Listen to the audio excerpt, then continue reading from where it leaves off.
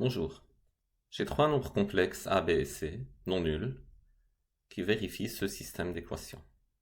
Il faut trouver a, b et c. Il faut résoudre ce système. Comment on fait ici? Donc la première chose à laquelle on peut penser, c'est essayer de résoudre explicitement, de calculer a en fonction de b et c, de la première, puis remplacer dans la deuxième, puis dans la troisième, mais ça c'est pas la bonne façon de faire ici. Les termes ici, a plus b plus c, a2 plus b2 plus c2 ou le troisième, 1 sur a plus 1 sur b plus 1 sur c, sont symétriques en a, b et c. Par exemple, si j'échange ici a en b et b en a, j'aurai la même expression, b2 plus a2 plus c2, qui est la même chose que a2 plus b2 plus c2. Pareil pour les autres. Donc, quand ce sont des fonctions symétriques de cette forme-là, on va penser aux relations coefficient-racine d'un polynôme. Et c'est ça ce qui va nous permettre de résoudre ce système. Et puis dans cette vidéo aussi, je vais faire un autre exercice. Cet exercice-là, donc cette fois, je me donne un polynôme, ce polynôme-là. Et puis a, b et c sont les racines du polynôme. Donc il faut montrer qu'ils sont deux ados distincts et puis calculer ces expressions-là.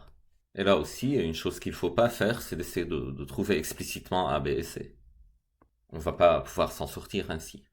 Mais ce qui aide ici, c'est que ces expressions, par exemple, toutes ces expressions-là, sont symétriques en A, B et C. Parce que je fais une permutation, je change A en C, C en B, B en A, j'ai, voilà, cette expression A6 plus B6 plus C6 reste A6 plus B6 plus C6.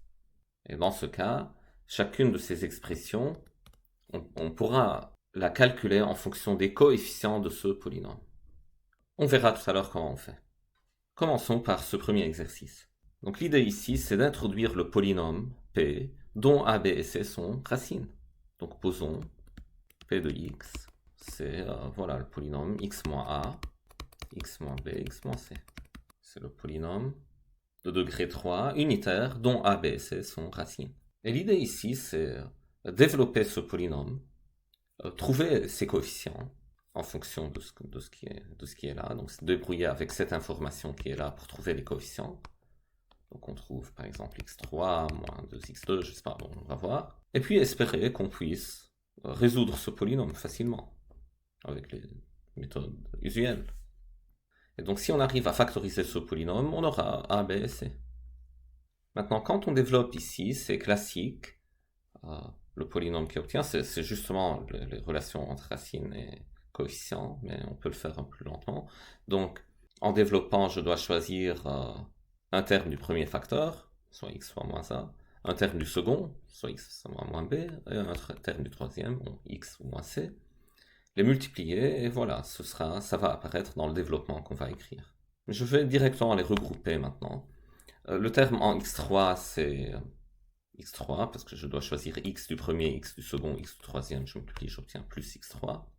En x2, de deux des facteurs, je dois choisir x2, et du troisième, je dois choisir le terme constant, pour avoir un truc en x2.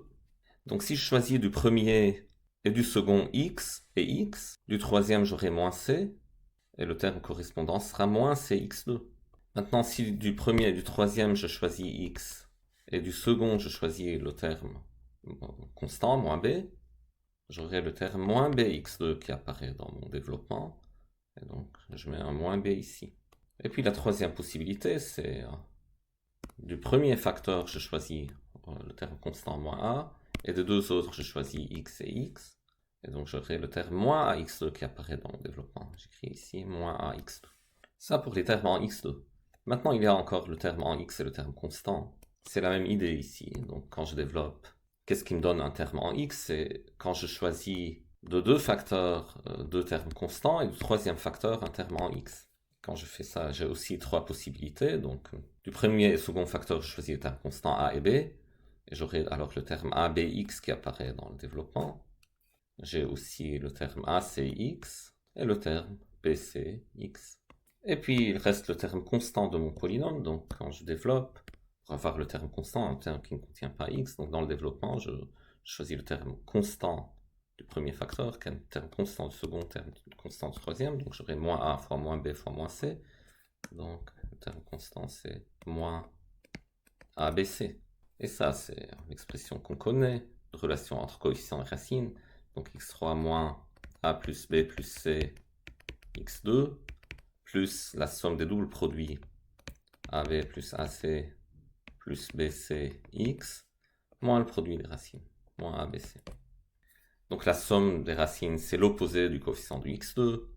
La somme des doubles produits, c'est le coefficient en x. Le produit, c'est moins le terme constant. Maintenant, le A plus B plus C, par hypothèse, c'est égal à 1. Donc ça, c'est 1. Maintenant, les autres, donc il faut les calculer. Il faut calculer AB plus AC plus BC et ABC. Quand je vais faire ces deux-là, à partir de ces deux-là, je peux calculer AB plus AC plus BC. Quand je fais, j'écris A plus B plus C au carré, c'est égal à A2 plus B2 plus C2, plus 2 fois AB plus AC plus BC. Le A plus B plus C au carré, je sais ce que c'est 1 au carré, donc c'est 1. Et le A2 plus B2 plus C2 aussi, je l'ai, donc c'est 7. Et ça fait alors que AB plus AC plus BC, c'est égal à 1 demi fois 1 moins 6, et ça fait moins 3. Donc le deuxième terme ici, c'est moins 3. Reste à trouver ABC, ça, en plus c'est pas compliqué, parce que je dois cette fois utiliser cette troisième expression. Ici le plus simple c'est de faire un dénominateur commun dans la troisième expression. Donc j'écris le dénominateur commun, c'est ABC, et en haut j'ai AB plus AC plus BC, et ça c'est égal à 1. J'ai pris juste ça, et j'ai fait le même dénominateur. AB plus AC plus BC, je viens de le calculer, c'est moins 3. Donc moins 3 sur ABC, c'est égal à 1. Et ABC, c'est égal à moins 3 aussi. Et maintenant, je peux dire, donc A, B et C sont racines du polynôme P de x, qui est égal à x3, moins x2, moins 3x, plus 3. Et là, je veux factoriser ce polynôme. Je constate que 1 est racine, car 1 au cube moins 1 au carré, c'est 0. Moins 3 fois 1 plus 3, ça fait 0. Donc, ce polynôme est divisible par x moins 1. Donc, j'écris P, c'est x moins 1 facteur x2. Le terme constant multiplié avec moins 1, ça doit donner ce truc-là qui est plus 3. Donc, le terme constant ici, c'est moins 3. Et le terme en x, donc j'écris voilà, plus un certain alpha x. Et je calcule le terme en x2, par exemple, en x, disons en x2. Je dois avoir ce terme fois ce terme, qui est en fait alpha x2, plus ce terme moins 1 fois x2, donc moins x2. Ça va être au terme en x2 en haut. Donc ça va être égal à moins x2. Donc alpha égale 0. Donc je dois avoir alpha égale 0. J'enlève ça, et c'est ça ma factorisation. x2 moins 3. x moins 1, x2 moins 3. Et là, ça devient facile à factoriser. Donc c'est x moins 1, x moins racine de 3, x plus racine de 3. Et donc A, B, C sont les racines de ce polynôme. Donc A, B, C, à l'ordre près, sont 1 moins racine de 3, racine de 3. Ça, c'est A, B et C. Et on a la solution du système. Passons au deuxième exercice. Donc là, j'ai ce polynôme-là. Et ces racines, voilà, complexes, je les appelle A, B et C. La première question, c'est montrer que A, B et C sont deux A2 distincts. Comment on fait ici? Donc la mauvaise chose à essayer de faire, c'est de chercher explicitement A, B et C, parce que ça va être difficile à faire, et souvent ça va être impossible. Je veux dire, si vous avez un polynôme de degré 6 ou 7 ici, il n'y a pas de formule, de moyen pour trouver A, B et C. Et pourtant, il y a une méthode qui marche toujours pour savoir s'il a des racines multiples ou pas. Et la méthode aussi n'est pas en fait de faire une étude de variation, parce que vous travaillez dans les complexes.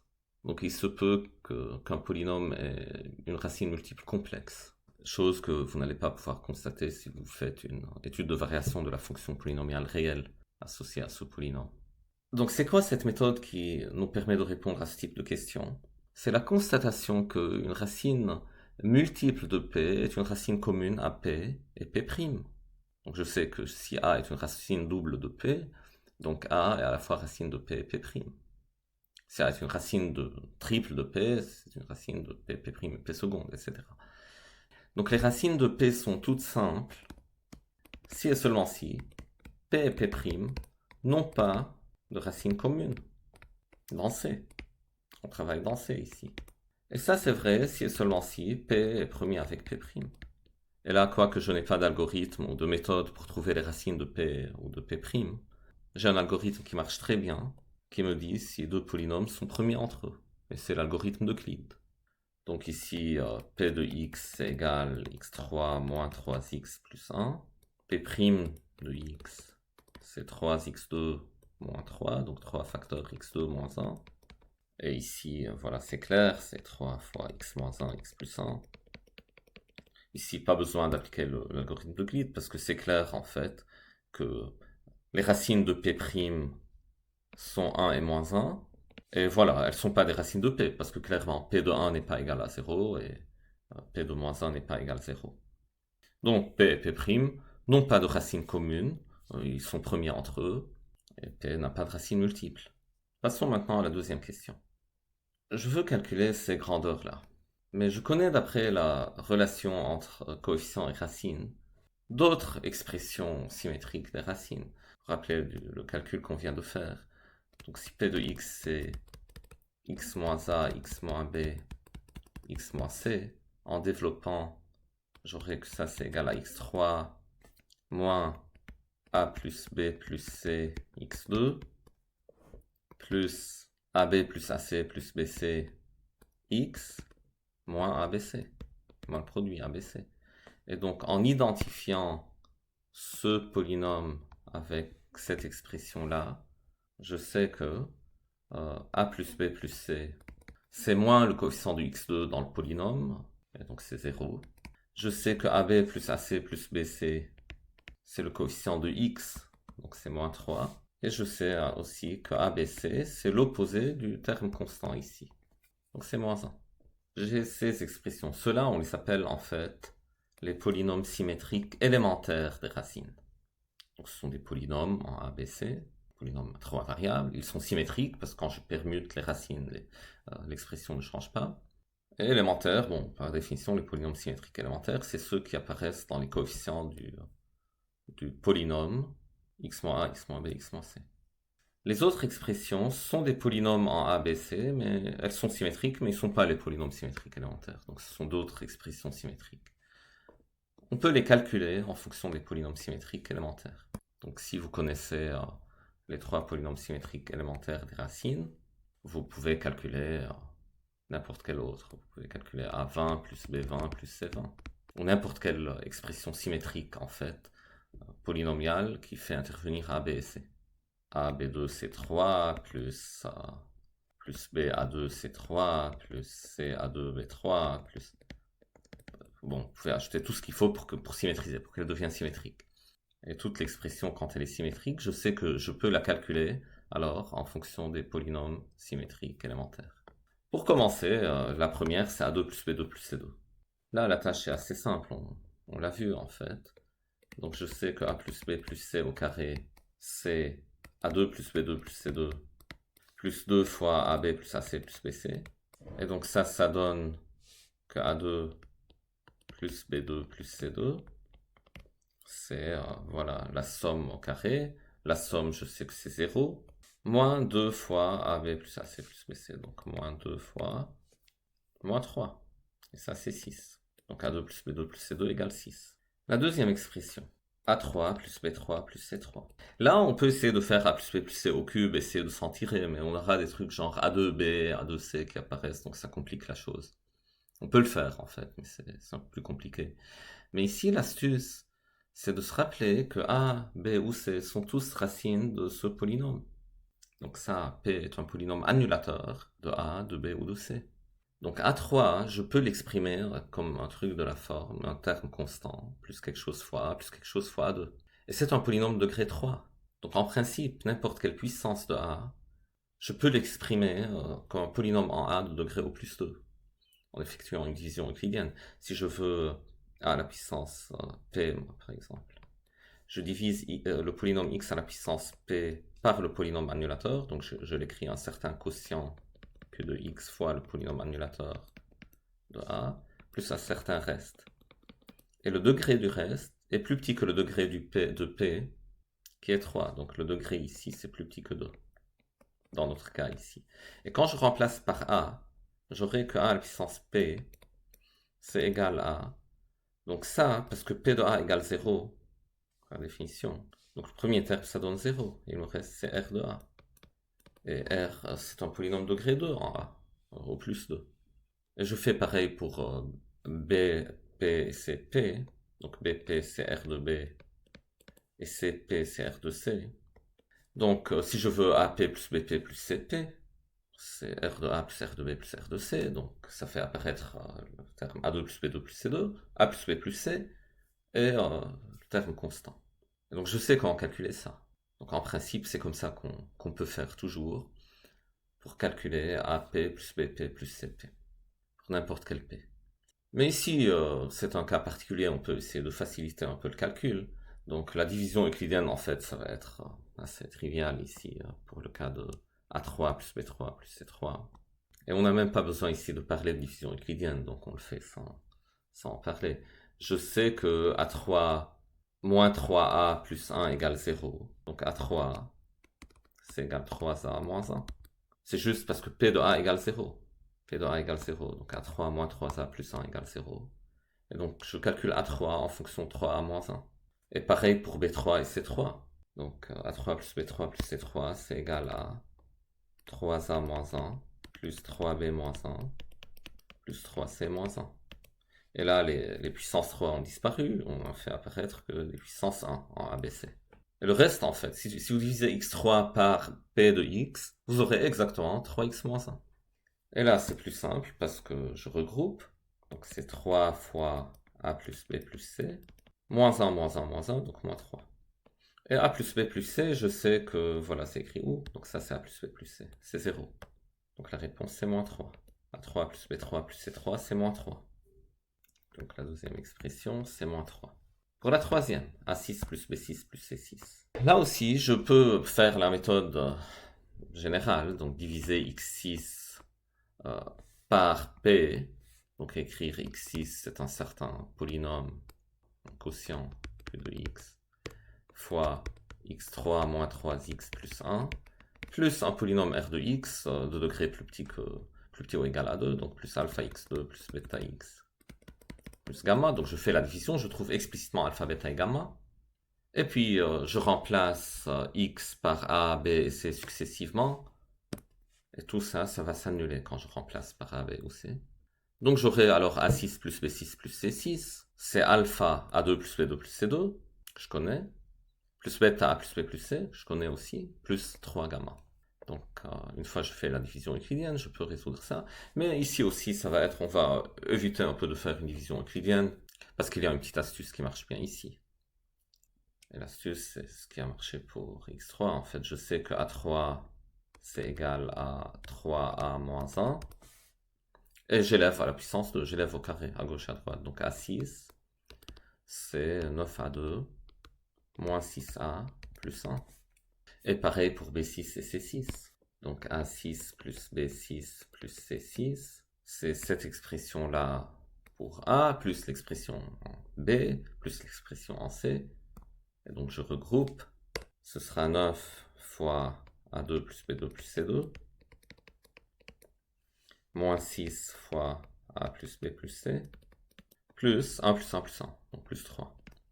Et en fait, ce 9A2 moins 6A plus 1, ou 9x2 moins 6x plus 1, ce serait exactement le reste de la division euclidienne de x6 par le polynôme P. Si vous essayez ça, vous allez voir. Mais ici, on l'a trouvé sans poser la division euclidienne.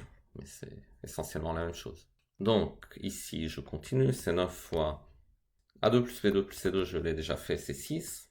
Moins 6 fois A plus B plus C, je sais que c'est 0. Donc, moins 6 fois 0. Plus 3. Donc, ça fait 54. Plus 3, ça fait 57.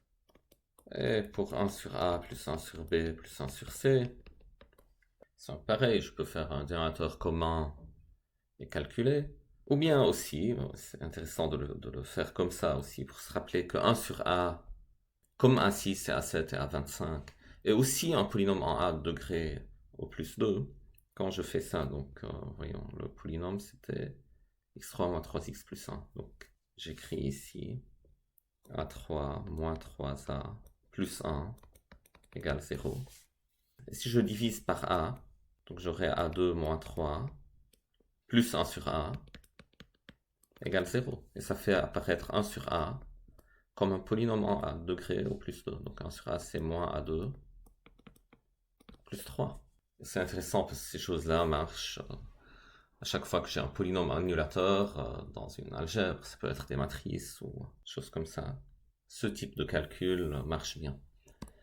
Donc le 1 sur A, c'est moins A2 plus 3. Pareil pour 1 sur B, c'est moins B2 plus 3. Et 1 sur C, c'est moins C2 plus 3. Donc ça fait 9 moins A2 plus B2 plus C2. A2 plus B2 plus C2, c'est calculé ici, c'est 6. Donc 9 moins 6, et ça fait 3. Donc 1 sur A plus 1 sur B plus 1 sur C, c'est 3. Merci de votre attention. J'espère que cette vidéo a aidé un peu à clarifier quelques idées. Et à bientôt.